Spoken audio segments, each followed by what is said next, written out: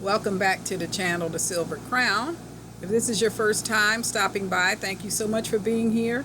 And I want to give a shout out to all of my new subscribers. We really appreciate you being here with us and look forward to hearing from you in regard to your hair journey. So this is part 3 of menopause and the natural woman. So let's just get right into it.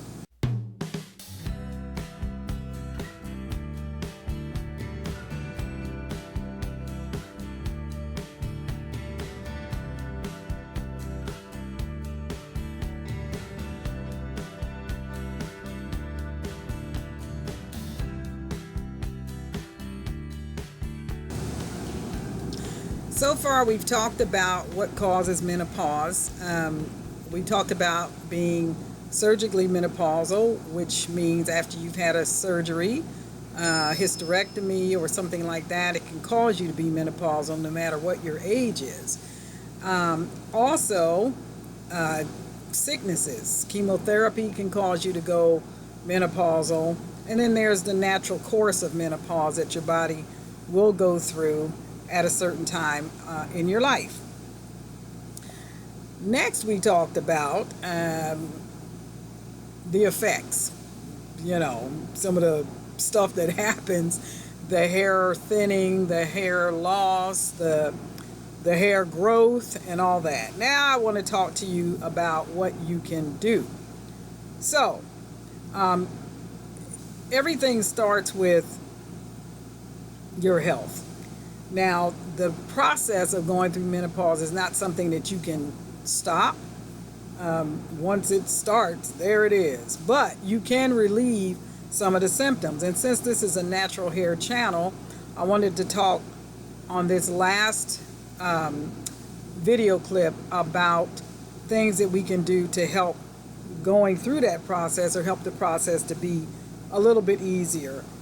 I would suggest the very first thing you need to do is try very hard to reduce stress. Some of us have some very high pressured lives, and stress can throw your hormones off and can trigger menopausal symptoms. So if you can reduce stress by exercise, by music that can calm you, or whatever it is, breathing techniques, find what works for you and start there.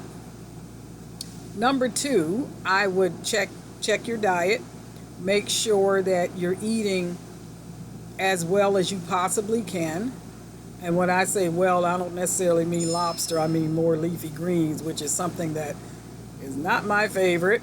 I prefer cooked vegetables rather than chewing on somebody's bushes. But anyway, check your diet. Make sure that you're getting the vitamins and minerals. You may need a multivitamin to help you, and also your sleep, right? If you eliminate some stress, and maybe you can incorporate some exercise, it could be water aerobics, whatever. I also understand that sometimes we can get into a certain cycle of life and we don't have necessarily the mobility that we used to have. And so you're restricted in some of the things that you can do to help you through this process of life. You can do exercises and things that are low impact or non-impact. If you can run, don't run. If you can join a gym or a YMCA or something like that where there's a swimming pool, perhaps you can do some water aerobics. You don't have to know how to swim to do water aerobics. Stay in the shallow end and just do leg lifts or whatever. Biotin, some women can take it, some women can't. I take biotin. I don't remember how many milligrams I take, but I've never had a problem with it breaking my skin out or anything like that, which I've heard some women say they just can't take it. What I would suggest is that you start out with a very minimal dose. If it so happens that as you're going along and gradually increasing your dose, I would say start out with a minimal dose, and then maybe in a week or two increase it just a little bit and see how your body responds to it. Because if it's too much, you'll know. Your face will break out, or something else will happen, and you'll know that it's too much for you. So, and again, I'm not a medical professional. I'm just telling you what works for me. The other thing that you can do, aside from diet, exercise, and stress relief, is to stay away from heat treatments. Flat ironing, glue on wigs. If you're already dealing with andropause, where your follicles are tightening and your hair is thinning, you do not want to put stress on your scalp. So try to stay away from stuff like that. I know that some women, if you've already suffered hair loss, then it affects your self-esteem, and you want to cover up. You want to do that. You will have to take a different approach if you want to keep what you have. And for those of you who don't want to lose what you have, I would strongly suggest that you avoid heat, any kind of artificial heat, like a flat iron or a curling iron or something like that, because it can damage your hair, and it can damage your follicles. And if your hair is already thinning, you don't want to do something that's going to hasten the process. So just keep those kinds of things in mind when you're dealing with menopause, and take care of yourself as best that you can.